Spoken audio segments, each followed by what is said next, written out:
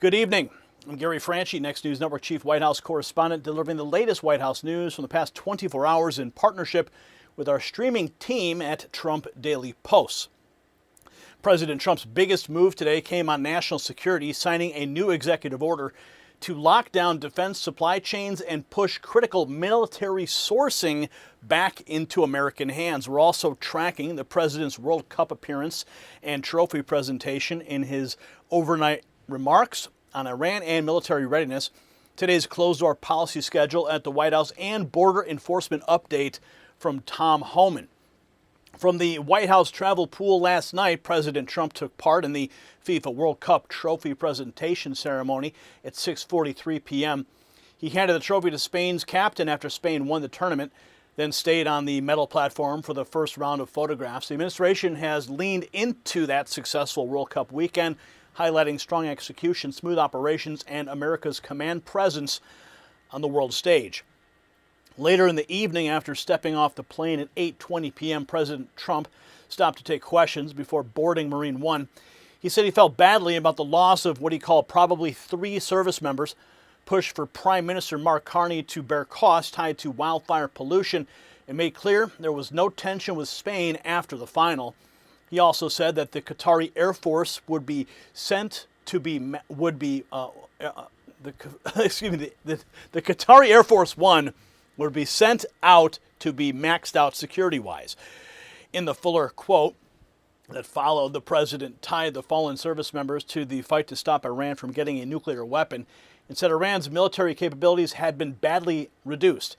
He said the aircraft would be upgraded with missile defense capabilities in about a month, and he floated tariffs or damages in his conversation with Carney over fires affecting air quality. In a White House communications release, the press office also issued the weekly press rotation for July 20th through July 26th, laying out the designated television, print, radio, and new media pool assignments for each day. And according to the daily guidance for today, President Trump's Monday began with executive time at 8 a.m., followed by a series of closed press policy meetings in the Oval Office at 10:30, 1:30, 4:30, and 5:30. The schedule also included some signing time at 2:30 p.m. and an Oval Office greeting at 3:30 p.m. for the 2025 Little League Softball World Series champions.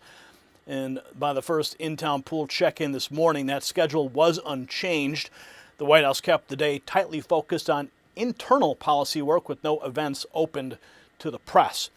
Then there was a lunch lit at 1:15 p.m. The pool also flagged a Marine posted outside the West Wing entrance from about 10:30 a.m., a routine sign that the president was in the Oval Office working. In the afternoon, border czar Tom Homan spoke to reporters outside the White House for about 13 minutes. He said body cameras for immigration agents are coming as soon as possible, with training for trainers having started last week. On recent fatal shootings involving ICE agents, Homan's message was blunt: comply with law enforcement, and those incidents do not end the same way. In today's biggest policy action, President Trump signed an executive order securing America's defense supply chains and ensuring domestic acquisition of critical minerals starting January 1st, 2027. The order shuts down waivers for certain foreign-sourced materials unless strict conditions are met, including formal mitigation plans and clear steps to remove non-compliant material sources. It also orders supply chain mapping for Department of War acquisitions, a review of current exemptions, and a list of remedies for non-compliance within 180 days.